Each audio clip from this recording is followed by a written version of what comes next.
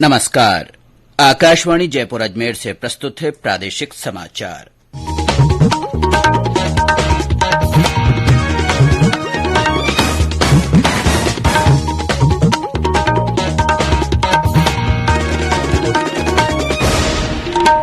मुख्य समाचार। मुख्यमंत्री अशोक गहलोत ने जिला कलेक्टरों को निवेशकों के साथ बैठक कर निवेश के लिए प्रोत्साहित करने के निर्देश दिए। पुलिस महानिदेशक ने करौली, भीलवाड़ा और जोधपुर में हुई घटनाओं की जांच के लिए विशेष जांच दल का गठन किया। जोधपुर में कल तक कर्फ्यू बढ़ाया गया।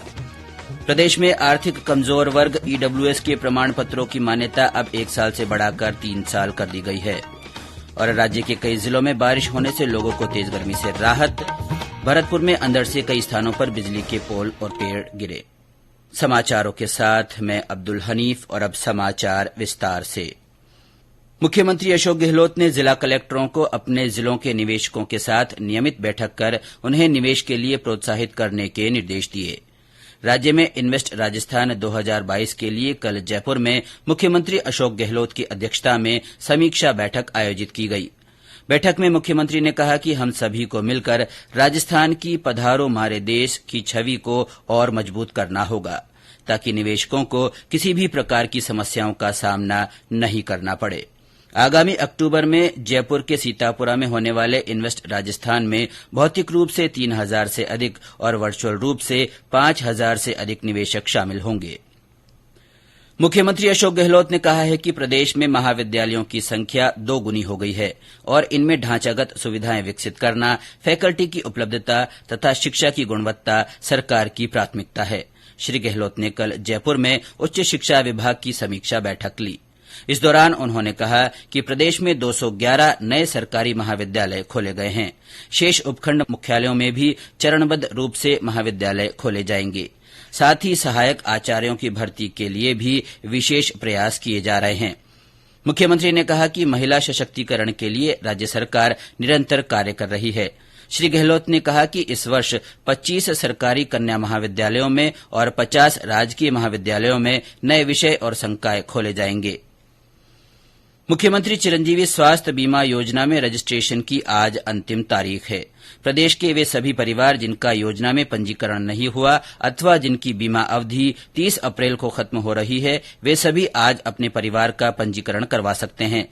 राज्य सरकार द्वारा योजना में सालाना स्वास्थ्य बीमा कवर भी 5 लाख रुपए से बढ़ाकर 10 लाख रुपए किया गया है।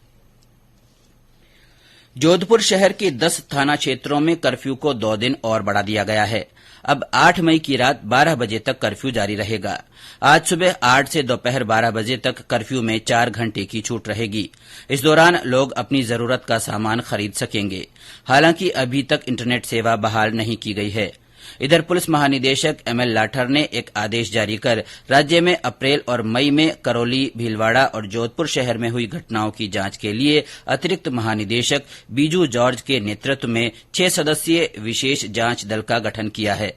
यह जांच दल 1 महीने में अपनी रिपोर्ट सौंपेगा। भारतीय जीवन बीमा निगम एलआईसी के आईपीओ यानी शेयरों की खरीदारी आज और कल भी की जा सकेगी। भारतीय रिजर्व बैंक ने सभी बैंकों को रविवार को भी एलआईसी के आईपीओ के लिए अपनी शाखाएं खुले रखने के निर्देश दिए हैं। एलआईसी के आईपीओ में 9 मई तक निवेश किया जा सकेगा।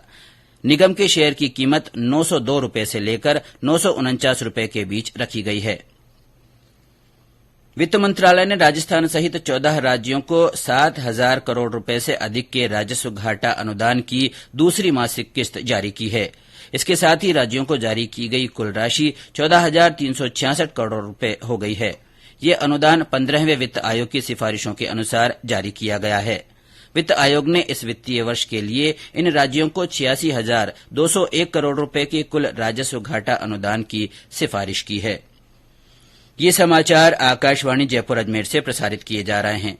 इन समाचारों को आप हमारी वेबसाइट newsonair.gov.in पर राजस्थानी में भी पढ़ सकते हैं। समाचारों के ऑडियो बुलेटिन भी वेबसाइट पर उपलब्ध हैं। वेबसाइट पर सोशल मीडिया अकाउंट के माध्यम से ताजा जानकारी प्राप्त की जा सकती है। समाचार अभी और भी हैं, उससे पहले ये संदेश।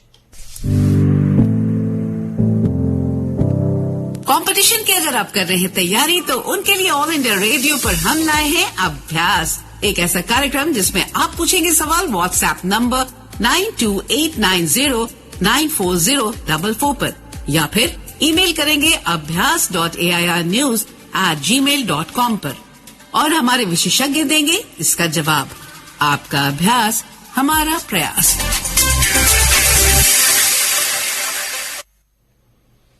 समाचारों में आपका एक बार फिर से स्वागत है। प्रदेश में आर्थिक कमजोर वर्ग ईडब्ल्यूएस के प्रमाण पत्रों की मान्यता अब 1 साल से बढ़ाकर 3 साल कर दी गई है।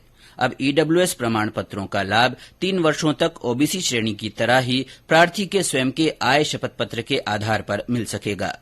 सामाजिक न्याय और अधिकारिता विभाग के प्रमुख शासन सचिव डॉ समित शर्मा ने कल इस संबंध में आदेश जारी किए। साथ ही आय प्रमाण पत्र के शपथ पत्र का प्रारूप भी जारी किया गया। राज्यपाल कलराज मिश्र ने ब्राह्मण समाज से सामाजिक कुरीतियों और भेदभाव से मुक्त समाज और राष्ट्र के विकास में अपनी महती भूमिका निभाने का आह्वान किया। श्री मिश्र ने कल सप्तऋषि मंडल की ओर से आयोजित स्नेह मिलन समारोह को संबोधित किया। उन्होंने कहा कि ब्राह्मण समाज सदैव सकारात्मक चेतना के लिए काम करता है। इस अवसर पर राज्यपाल ने प्रतिभाशाली स्कूली बालिकाओं को छात्रवृत्ति प्रमाण पत्र भी वितरित किए। और अब आजादी का अमृत महोत्सव से जुड़े समाचार। आजादी का अमृत महोत्सव।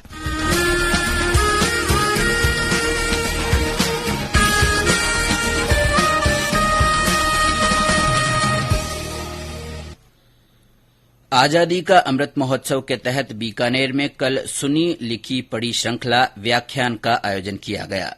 इसमें इतिहासविद और अभिलेखागार के पूर्व उपनिदेशक डॉ गिरिजा शंकर शर्मा ने राजस्थान इतिहास लेखन और प्राचीन पांडुलिपियों पर प्रकाश डाला।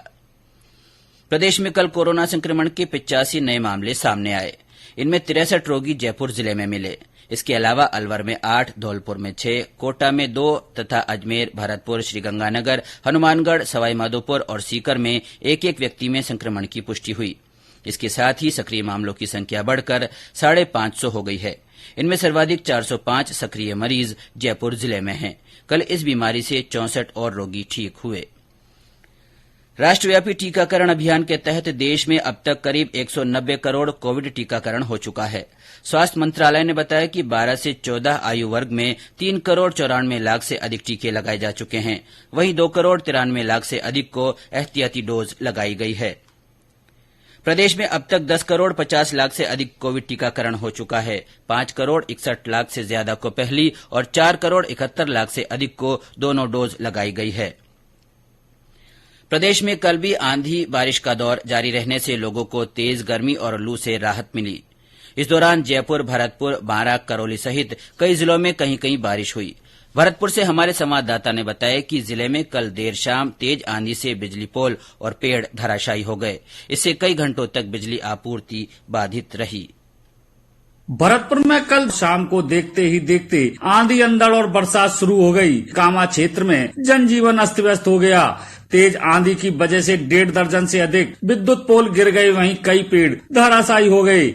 आंधी का वेग इतना तेज था कि एक मकान भी भरभरा कर गिर गया। हालांकि घटना में किसी तरह की कोई जनहानि नहीं हुई, लेकिन घरेलू सामान का भारी नुकसान हो गया। इसके साथ ही कई घंटे तक बिजली भी बंद रही, जिससे लोगों को भारी परेशानी का सामना करना पड़ गया। शिव कुमार वशिष्ठ, आकाशवाणी समाचार, भरतपुर। करौली, दौसा और बारां जिले में भी आंधी चली और हल्की बारिश हुई। मौसम विभाग के अनुसार कल धौलपुर, सवाईमाधोपुर, अलवर, करौली और श्रीगंगानगर में 4.5 मिलीमीटर बारिश हुई।